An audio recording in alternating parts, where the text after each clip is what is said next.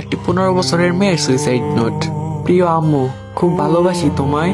জীবনে যদি কাউকে সত্যিকারের ভালোবাসি তাহলে তাদের মধ্যে তুমিই প্রথম। হয়তো সব সময় আমার ভালো চেয়েছো, কিন্তু মাঝে মাঝে আমার ভালো চাইতে গিয়ে ভিতরে ভিতরে আমাকেই শেষ করে দিয়েছো। আচ্ছা আম্মু, ওই পারে তো আমাকে কেউ খাওয়াই দিব না, কেউ চুলে শ্যাম্পু করে তেল দিয়ে দিবে না, তাই না আম্মু? আচ্ছা আম্মু, মিস করবা না আমাকে? প্রতিদিন সকালে অভ্যেসের বেশি আমাকে ঘুম থেকে ডাকবা না? ঘরে কিছু পড়ে যাওয়ার শব্দ পেলে বলবা না কি ভাঙলি?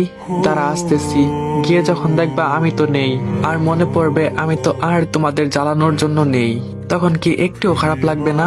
যখন রোজ স্কুল থেকে এসে আর আম্মু আম্মু করে চিল্লাবো না, তখন কি আমাকে মনে পড়বে না? ঘুমাতে গেলে মনে হবে পাশে আমার মেয়েটা নেই, তাই না? আম্মু, আমি না হাতের শিরাটা কেটে ফেলছি, খুব ব্যথা করতেছে আম্মু। আমার চোখের সামনে সবকিছু অন্ধকার হয়ে আসছে।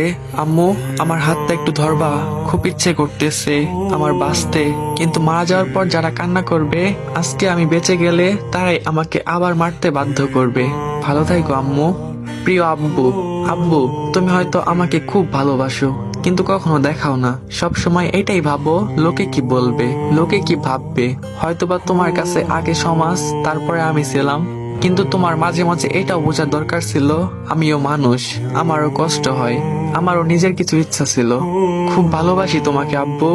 তোমার এই পচা মেয়েটা আজকের পর থেকে আর তোমাদের প্যারা দিবে না। ভালো থাইকো আব্বু।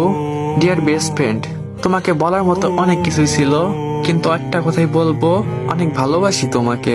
তোমার কাছ থেকে জীবনে যা পেয়েছি সেটা খুব মূল্যবান ছিল, হোক সেটা ভালোবাসা বা হোক সেটা অবহেলা। জীবনে খুব হ্যাপি থাকো, ভালো থাইকো। Thanks everyone.